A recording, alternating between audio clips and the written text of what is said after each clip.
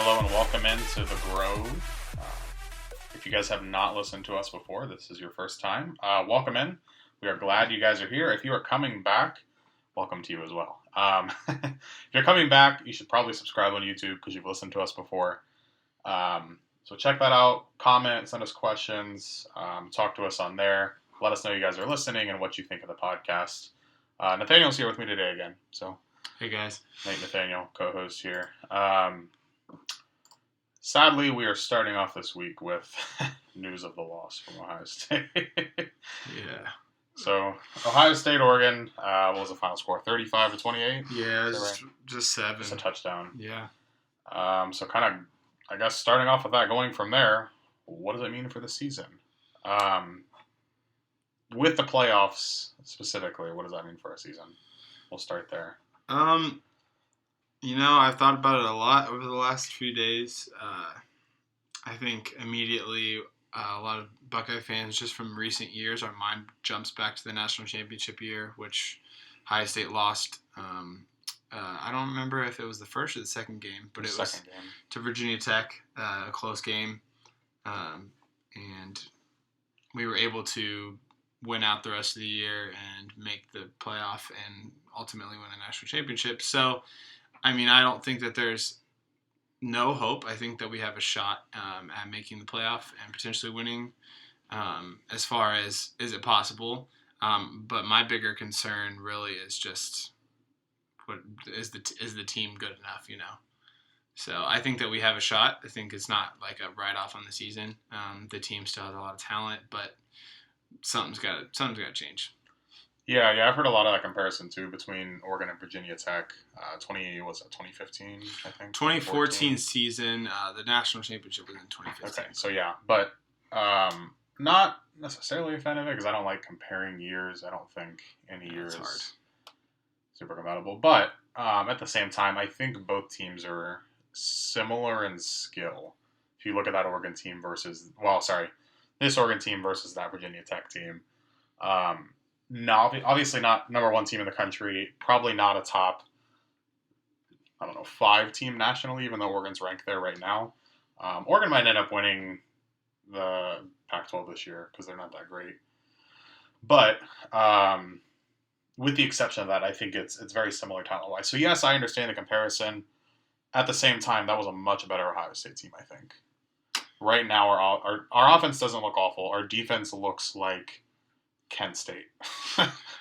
Well, I think, talent-wise, as far as the players we've recruited, we have a higher level talent on this team than we did in the team in 2014. So, I don't know. I wouldn't necessarily say, it's not as good of a chance. I will say that the team played better together, and that loss wasn't necessarily as shaking as this one. That loss, it was okay, we lost a game, but it wasn't wow, we need to change everything. Whereas this was wow, something's wrong. Yes. And I actually was at the game, so I got to watch it at the stadium, and it was really hard to watch. Just a lot of mistakes, a lot of watching cornerbacks line up against receivers and looking back and forth, not knowing where they were supposed to be, having just guys who were just completely blown coverages. Honestly, I haven't. That's as much as I thought the D-line was going to be the strength of our defense this year. I have been very impressed with our corners. I think our corners have played, at least last game, above every other position on the field on defense. Yeah. Denzel Burke has stepped up. Yeah. True freshman? Oh, man. So, where's Seven Banks? I don't know. Yeah. Where did he go? But, no, I agree. It wasn't. There were definitely some blown coverages, which is expected with young guys. Well, especially when you have a middle linebacker lining up on a tight end. Oh yeah, that's already a rough lineup in the first place. But when you have middle linebackers who have never played much college football, if any at all, depending on who's lining up there, whether it's Eichenberg or Taraja Mitchell or someone else. The main issue was the run game. We weren't able to stop the run. And now, since we didn't get to record for the Minnesota week either, we can hit on it a little bit. Well, I think they were averaging, if I remember correctly, it was 6.7 yards a carry against us, right? Oh, it was a lot. But both games, the first game more so, Minnesota threw a little bit more on us than Oregon did. But they both were able to kind of run however they wanted to against us, which is just kind of terrible. Like I think that even when Ohio State's defense has been bad over the last few years, we've kind of always prided ourselves in being able to stop the run, whereas the secondary was the weakness. Whereas even though our secondary was one of the most questioned parts of our defense going into the season, they've actually done pretty decent. I mean, they haven't killed us in the past game. We've lost these games from not being able to stop the run, and the players aren't reacting to like Oregon scored 3 touchdowns off pretty much the same. Well, the problem, I think a lot of that issue, especially with the run game, is with the young middle linebackers and the inexperienced guys we have, they will wait to make decisions, which as a middle linebacker, obviously you want to make a good decision. You don't want to just assume it's something and go after it. Yeah. But when you're not making a decision until the running back is already at the line of scrimmage, that's not going to go well. I mean, even if as soon as you realize that you go and tackle him, he's still gaining 4 or 5 yards of play, which isn't enough to contain them. I mean, you average 5 yards of play with a running game, you get a first down every couple plays. You don't even have to go for a third down. You know what I mean? And then as soon as the defense tries to stuff the line, then you're going to have a wide open wide receiver too. Yeah, so I think I'm about right on the average as far as rushing. C.J. Verdell was their running back with 2 touchdowns. Well, he had 2 rushing, he had 1 receiving, right? He was averaging 8.1 a carry on the ground. Anthony Brown, the quarterback, was 6.5 on the ground, and then Travis Dye, who was their other running back, was averaging 5.4 on the ground. So basically, when your third can kind of do whatever they want. Your third leading rusher, not your first or your second, your third is able to average more than 5 yards a carry. That's not good. Yep, that's bad. So I mean, there's a lot to look at here, and I think I was looking back when we had Hafley. That's the best our defense has looked in probably the last 10 years. Mm-hmm. When we had Hafley as our coordinator. And I think he was the one that switched Ohio State over to the single safety, the single deep safety. High, yep. But the whole purpose of that was like we had some fast, smart dudes on that defense who were able to be fast and just make plays, and it was simple. I don't think that we have the same type of dudes that were able to do that. Well, it's not even the single high safety, I think, at this point. It's our entire Ohio State defense is based off of having those guys that are talented enough and quick enough to make those big plays without being super flashy. Yeah. We have a super simple defense because we've always had the players to support it. Yeah. Now we have a super simple defense with a real average or below average, at the moment, players that could get much better. Don't get me wrong. A lot of them were high. When you have both of those, they can do whatever the heck they want. I mean, we could play Rutgers in a couple weeks, and Rutgers could probably put up 4 touchdowns on us. You know what I mean? Yeah. It's crazy because this week I'm actually more intrigued with this game than I was the last 2, just to see what they do. Which I don't want to get too ahead of ourselves because I know that's what. Let's see. So we kind of hit the playoffs in a little bit more. As far as the loss goes, what do you think it does to our morale as a team? Well, I mean, I was watching some of the interviews with the players after practice on Tuesday. I think that most of them have Garrett Wilson was pretty upset. He's like, I hate to lose. Yep. But there were some dudes from what I saw and what I heard, they were smiling. They had a decent morale, but I mean, it's not great. I mean, no one's happy after a loss. I mean, they're probably not happy with them. They're definitely not happy with themselves. I think the best thing is usually when Ohio State loses, maybe with 2018 as the exception there, they come out with a vengeance and just play crazy the rest of the year. And as long as, Ryan Day's already said they're making defensive changes, so I think that there's going to be upside to that. But I think that they're probably not looking great on morale right now, and hopefully this Saturday. Today's Thursday, the 16th. We're recording this. Ryan Day today, I think a few hours ago, said that the defense has been excited to play this week. So I think that's at least encouraging to hear. Because, after everyone knows it's the defense knows it's the defense. Yeah. It's after that's put on a team, I think it's good to hear them excited to play another game. And the offense still has work to do. They do. Yeah, the offense didn't look too bad. We look in recent years, Ohio State's offense has averaged 50 points a game. What did we get? 42 and 28? What did we put up against Minnesota? 42? I think it was in the 40s. I can't remember. I can look it up real quick, but I think it was in the 40s. So, not typical Ohio State fashion, which is expected against 2 quality opponents the first 2 games and as well as a new quarterback. But still, with the talent that they have, they should be putting up more points. 45-31 was the Oregon, or not the Oregon, the Minnesota. So I guess our score. average right now is about 35 points a game, somewhere. Right there. Which isn't good for Ohio State. No, it's not. No, if we're averaging 45 points a game, I'm happy because we can have a bad defense and get away with it. 35 to 40 is rough, especially against a quality opponent like Oregon. Yeah. Okay.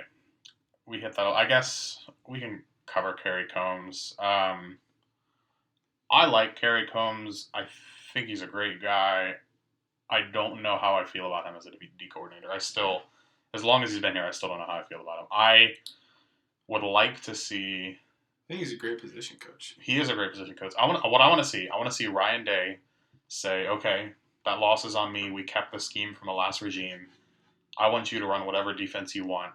I'll give you 5 games. If it doesn't look good by the end of the 5 games, I'm going to try something else. I want Kerry Combs to do his thing and try out something, whether that's 2 deep safeties or playing a lot more cover defense because we don't play much zone. It's mostly man. I mean, whatever it might be, I think let Kerry try something. Say, hey, I'm giving this to you. Do you want this responsibility? And if he says yes, Ryan Day says, okay, well, you have to know this is on you. Like this. Yeah. This is your decision. You're going after this. If something goes wrong, that's on you. That's on me as a head coach, but that's on you.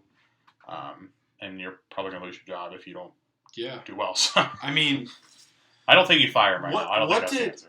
Did you know what position on the Titans staff was he? When he was at the Titans, was he defensive? I don't think he was. He wasn't the defensive coordinator. Kerry. 2 O's. Because I just don't think that's his fit. Like if they were to put Larry Johnson as the defensive coordinator, are they co-defensive coordinators? Yeah, I believe they were supposed to be. He might have taken it over completely. What was he at? With the Titans, he was secondary DBs. So he was a DB coach. Yeah, that's what he excels at. I just don't think that he's ready to take over the defensive coordinator position. I think that he's a great motivator out of all the coaches on the team. I think Kerry Combs is probably the best motivator on the team. Maybe Ryan Day's right there too.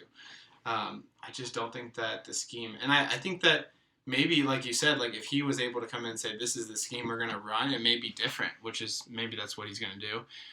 But they were like, well, Hafley had it perfect in 2019. I think was the year we had the crazy good defense. But like I said, that's a simple defense, and it worked because of who we had on defense, and because it was the personnel and the coaching staff was different. Malik Hooker, and that was after Marshawn Lattimore. But I mean, there were dudes on that defense. I think it was after Malik Hooker.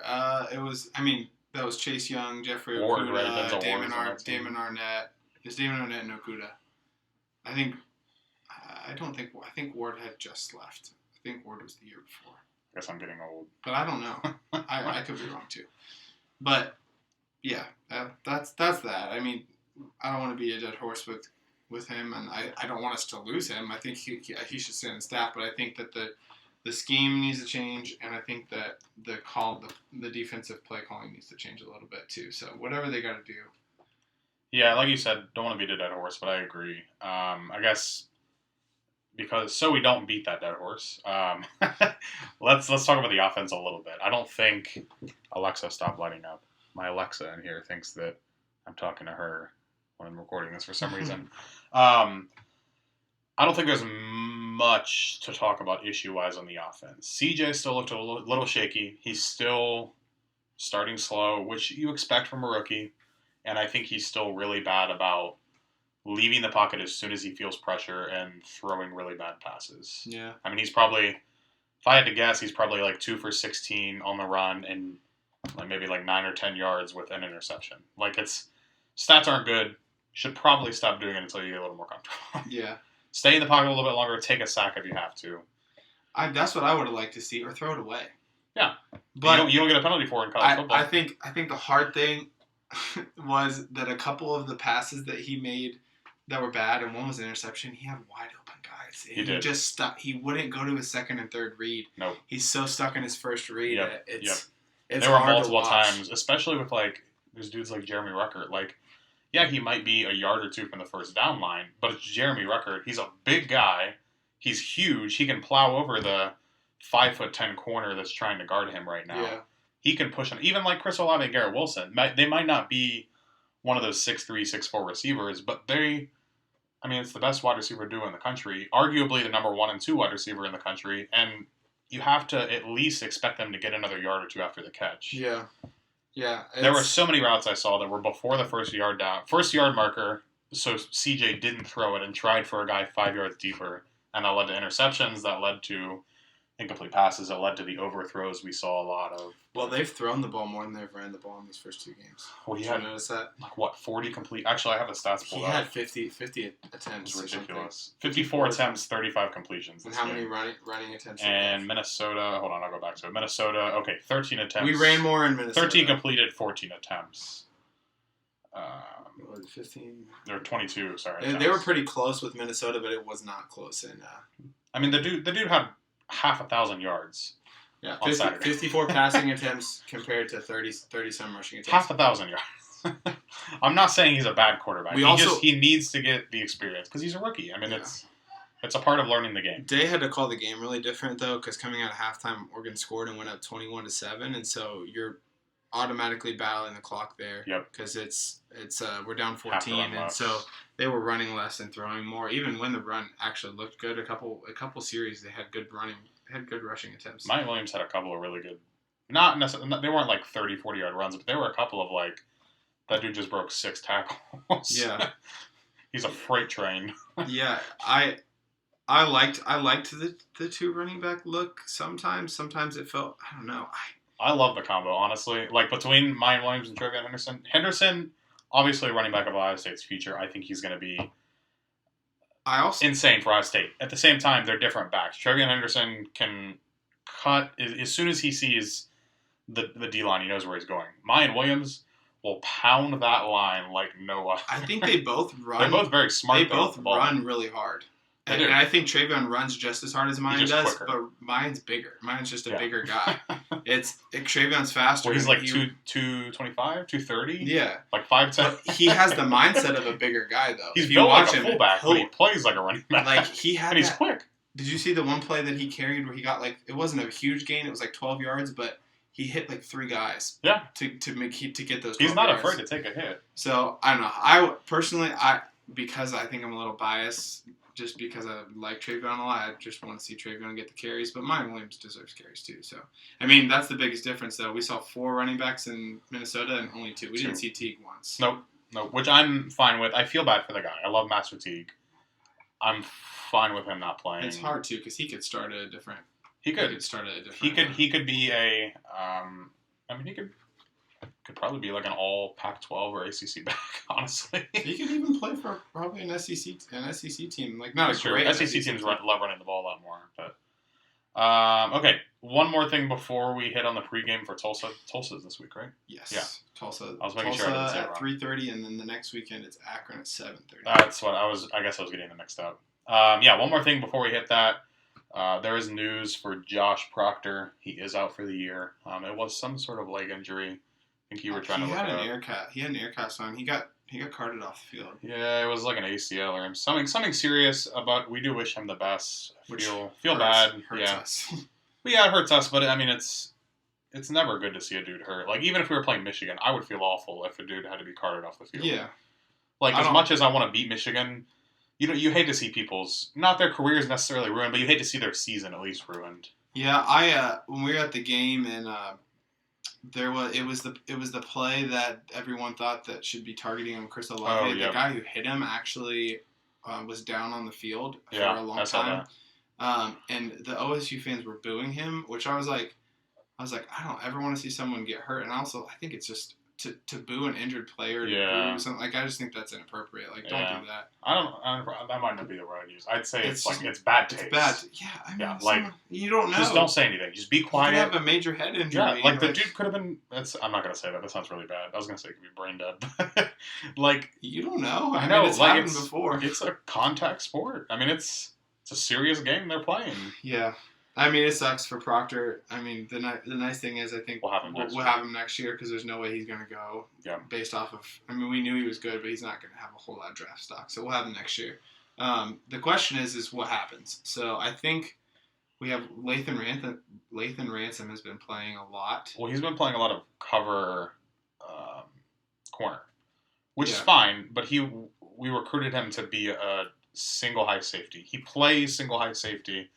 He knows single high safety coverage. Like, that's what he's built to play. I think he's gonna get moved there. I think he's either gonna get moved there now that you know Josh Proctor is out for good, so you have to fill that spot, or I would love to see us play two high safeties. Well, who is it? Someone lost their black stripe today that they were talking about because he was a really talented freshman too. Just the 5-star linebacker did. There's a safety that lost his today. Tote or whatever. And then there's a D tackle that lost his as well. I can tell you. Hold on, I got the text from the guys. But yeah, it's where is it at? I think it was yesterday actually. Yeah, it was 3 black stripes. Okay, so linebacker Pelier Gaoteote, defensive tackle Tyleek Williams, and DB Andre Turrentine. Yeah. He's a high level. He was a high level recruit. He was a big recruit.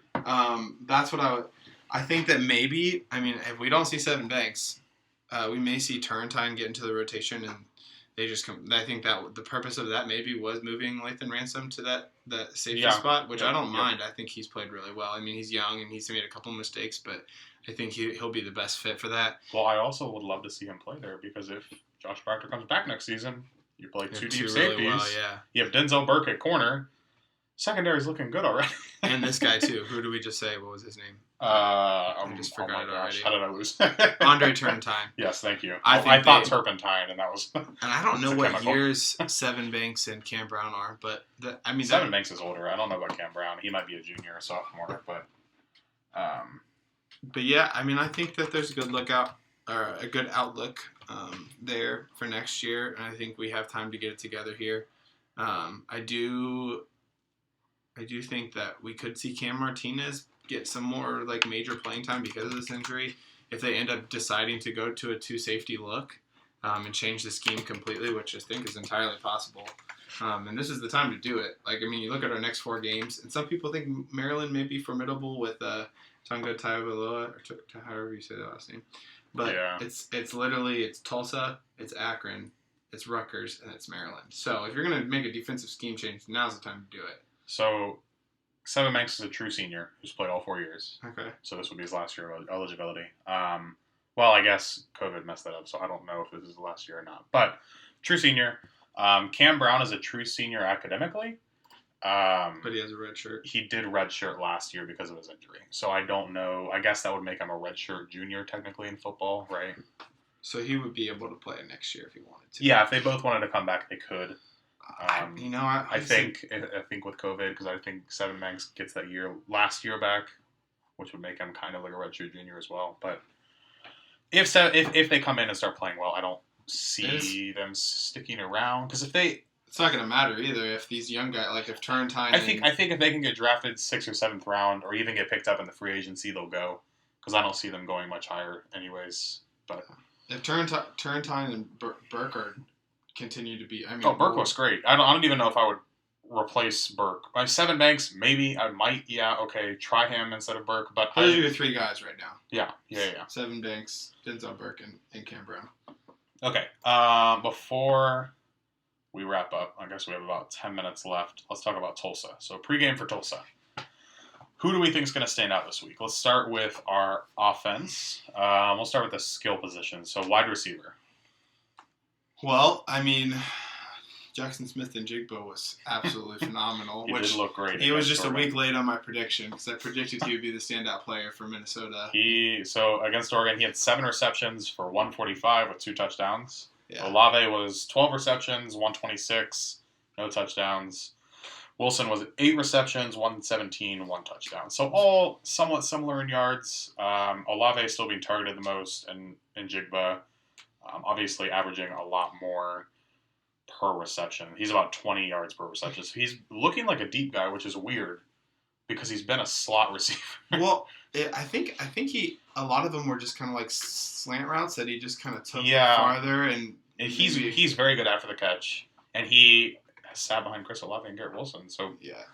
he knows what he's doing, and he's a high level. I mean, like I said 2 weeks ago, if you have your best two cover corners covering their best two receivers, that their guy's going to be open. Yeah. So he's gonna get some looks because of that.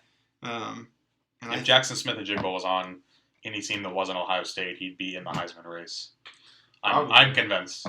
With a decent quarterback. I mean, send him to Oklahoma, and he's probably a top 5. I think by the end of the year, they're going to know him as a top 5 wide receiver. Well, I mean, you saw what happened in Alabama with Jameson Williams. Is it Jameson Williams? Is that who it is? Yeah. I mean, he's looking great at Alabama, and he is. Couldn't get a spot here at Ohio State. My prediction I think they'll run more going forward, but the way that they've been passing, like that was the first time ever in Ohio State history we had 3 receivers over 100 yards. Is it the first time ever? First time ever. Because during the game, I'm like, wow, we have 3 receivers over 100 yards. That doesn't usually happen for us. I didn't realize it. Yeah. Which is crazy. Yeah. A freshman quarterback's his second game. People were like wanting to just literally throw CJ Stroud. I'm like, I don't. It's not the issue. No, he has a slow start. If he can come out this game, which he's going to, because it's Tulsa. It is Tulsa. But if he can come out first quarter, second quarter, looking like he does third and fourth quarter, he could pass for 85% and another 500 yards. No doubt in my mind. He has something to prove though, still with accuracy and being able to throw out of the pocket. Those are the 2 things. He needs to bring the ball down. He throws it too high, and he needs to stay in the pocket or be a lot more accurate on the run. He has to be able to throw on the run sometimes. Yeah, he does. He does have to get better at that, but he also doesn't have to run because he has probably the best or second best offensive line in the country. Yeah. You don't need to go out of the pocket. The dudes are like 6'7" on average, so you're fine. It was an easy fix too. Like the pass he threw that was an interception. Yeah. Like he just overthrew. He literally had just run out of bounds. It could have won the game still. Like if he wouldn't have thrown that interception, that drive could have stayed alive. And okay, so yes, Jackson Smith-Njigba, I definitely agree. I think he will stand out this game. I don't know if he'll be number 1 as far as receiving goes. I think TreVeyon Henderson's going to have. This is moving to a different position, obviously, but I think TreVeyon Henderson's going to look great this game. I think he's going to have at least 50 yards receiving, and well, you know what? 125. I say TreVeyon Henderson has over 180 yards this game between receiving and rushing. You think he? Because I think primary carries. Because Mayan Williams was 14 to his 12. This week. But you have to think it's Tulsa. It's not Alabama, so they're going to be a lot slower. And he is a quick back. I think he's going to run for at least 100, and we'll see where he gets receiving wise. But I think the combination, give me 180. I wouldn't put money on it, but I want to see it happen. I think we'll. This might be his breakout game. I really just want him to take over. I mean, I'm sorry, Mayan Williams is great, but I just want to see TreVeyon take like 75% of the carries. Okay, wide receiver, running back, O-line. I don't necessarily know if one's going to stand out. They all have looked great so Paris far. Johnson, I think, is. DeJuan Jones too. They looked a little wide this last week, just because Oregon had a good line, so they kind of spread it a little too far. But in general, our offensive lines look great. Yeah. Through the first week of college football, we're the only team in the country. You sent me the text. Only team in the country that didn't have was it a sack or a QB rush or something like that? Well, I think that was just the first week. Yeah, definitely not the second. Because CJ got sacked. He did. But after the first week, I mean, they look good. They look pretty decent. I mean, the defensive line looked way worse. But the offensive line didn't look phenomenal this game, but they looked great in the first game. We were the only Big Ten team to not allow a single quarterback hit. Okay, so I guess not a sack or anything. But, so D-line looks fine. Sorry, O-line looks fine. We don't have to hit every position on the defense, but give me, like, one up front and one in the back you think is going to stand out, or you hope is going to stand out. I hope Lathan Ransom stands out because that'll just make me feel better about the rest of the season after losing Josh Proctor. I think that we got to get some production as far as pressure on and it's going to be a lot easier to do against Tulsa, but we got to see some because you can't have Haskell Garrett play nose guard because he didn't get much pressure there. No, he's but that's not his defensive position. Tackle. Yeah, exactly. You got to get a bigger guy if you're going to put someone at nose guard because Haskell Garrett's big, but he's not big enough to bully because he's going to get double teamed. He will. I'd like to see an end. I'd like to see an end show out. Honestly, I want to say Zach Harrison, but I just haven't got enough faith in it. I think we're about to say the same thing. Yeah, I was just gonna say I think honestly, in the closer end of our defense, so linebackers and linemen. I think I've wanted Zach Harrison to stand out, and everyone kind of expected him to this year. JTT has looked great. He had a pass breakup this past week, and that was like the shining moment of our defense He doesn't look against bad. Oregon. He doesn't look great. bad. I have zero complaints with JTT. As a true freshman coming in after, like, he got here, 6 weeks ago? He's gonna That's be crazy. more. He's gonna be more like a Chase Young style player, and I think He will. He's I smaller. think Jack Sawyer will be more like Joey Bosa. Yeah, because Nick was faster than Joey. Joey was just an animal. We have so many DN recruits. We could just move JTT to linebacker and see what happens. I'm just excited for next year and seeing them two get actually developed for a whole year, get bigger, get stronger. Yep. They're gonna be great next year. Those two. Secondary wise, I think Denzel Burke is still gonna look like a stud.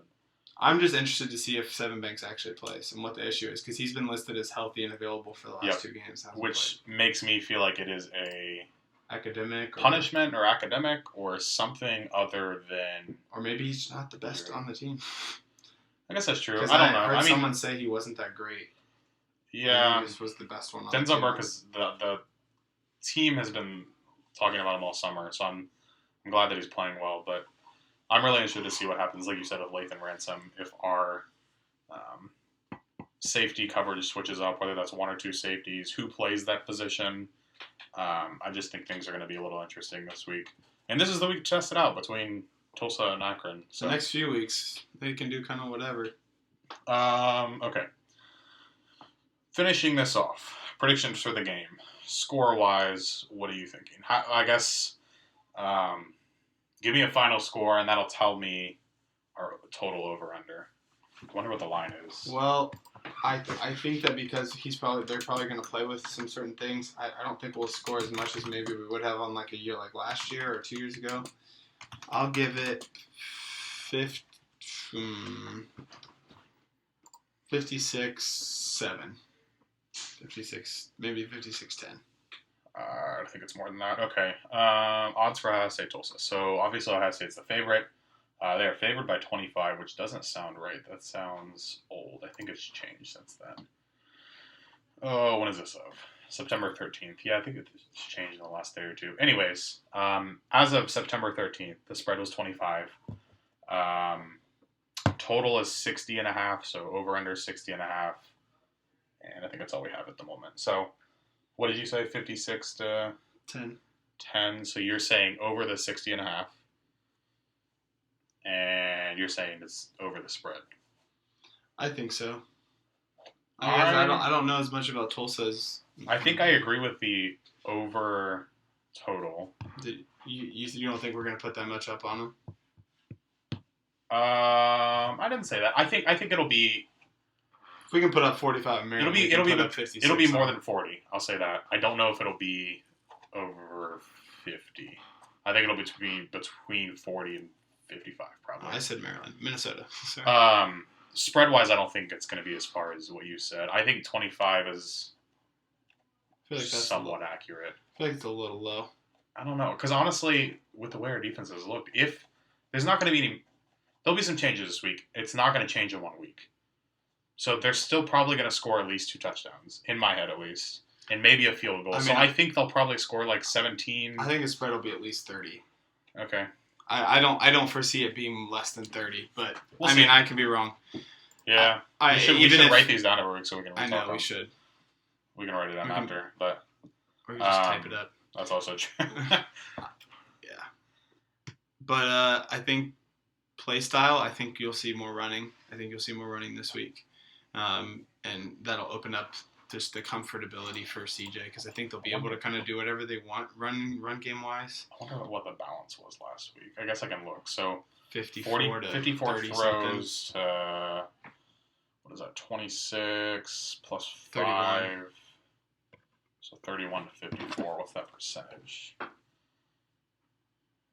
51.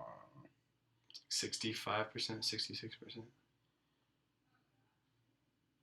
64%. Yeah, so it was about 65% passing. I definitely think it's going to change. I was trying to think of percentage-wise in my head. So, against Oregon, we were about 65% pass game, 35% run game. I can see 50-50. I think it's still 55 to 45. I don't think we'll run as much as we pass because I think they still want CJ to get that experience This is before a he good plays game a for real him to kind of opponent. do whatever. Yeah.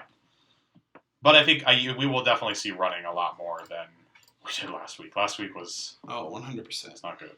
I guess we can check out Minnesota real quick before we finish up. So 22 throws against Minnesota, and then we had. Oh man, that's a lot of math. 26 carries. So that was like, what was that, like 52 or 53% to 47? So that was a lot more accurate to what you're saying. It was pretty balanced. Yeah, that's a little bit more run than pass there. But. Cool. Well, I think that is all we have for you guys. Go Bucks. Hopefully if we don't win this week, then This is there's scratch other on the season, things to yeah. talk about. We'll be talking about next year. We have other issues. But hopefully our defense looks a lot better. App State versus Michigan type game. Is App State FCS? No, they're FBS. They're FBS, okay. They're, are they Mountain West?